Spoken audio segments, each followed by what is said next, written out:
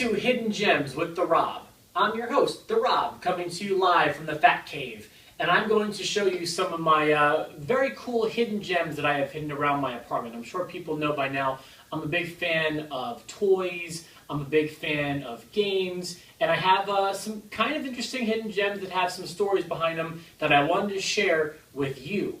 And I've got a whole bag full of tricks here that I want to share with you, but before we get to the bag of tricks, I wanted to actually focus on the chair I'm sitting on. Now this is one of my favorite hidden gems. I'm sure you know by now I'm a big fan of professional wrestling, and this is a very rare artifact that not many people have. I bet you there's only about maybe 100 to 200 of these chairs that exist. The only way to get your hands on a chair like this was for a short period of time, the WWF, when they would host pay-per-views.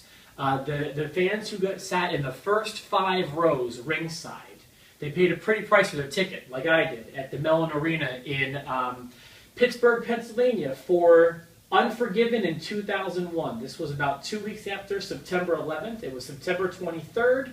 A friend and I went to this show.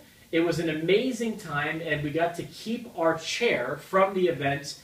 I bet you I could get north of $100 for this baby online. So this is one of my all-time favorites, and this used to be my computer chair, and now I just have it away for safekeeping. One of my all-time favorites, my Unforgiven 2001 official pay-per-view chair. So that's one I wanted to share with you. I do have some other cool artifacts that I wanted to share from you in this bag.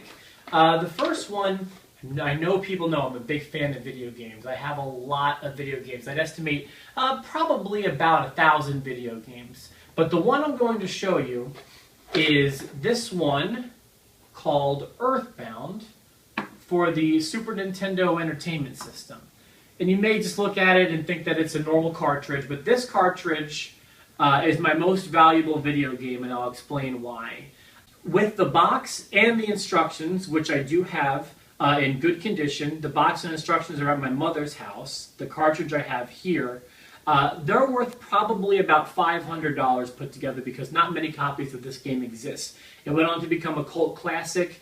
Sequels and other games were spawned from it, but not many copies exist, and it also came in a very elaborate set when you bought it back in probably 1994 when the game came out, which I did buy it then. The cartridge itself I've seen in a few video game stores, one even here in Evansville, Super Mega Replay. They charge just the cartridge, just this guy alone, $200 for it.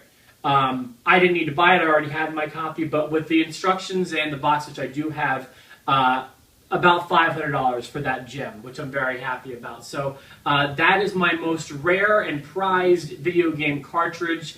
And to go along with the video game theme, I have a very cool bag here, but I've got stuff in the bag I will show you here in just a second. In the summer of 2004, Nintendo released a video game that is very important to me called Mario Kart 8.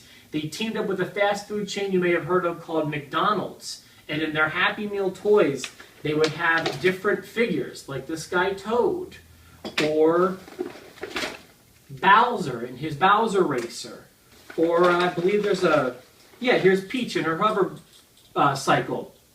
I have every toy from that line, and it took me a road trip. My girlfriend and I went through 8 different states to get all 8 different toys from this line.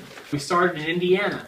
We went to Kentucky, we went to Ohio, West Virginia, Maryland, Pennsylvania, New Jersey, and New York to get all 8 of these collectible. I'm not taking this one out of the bag because I know it won't fit, but here's a Super Mario Racing visor, which maybe would fit around my arm, but certainly not around my big fat head.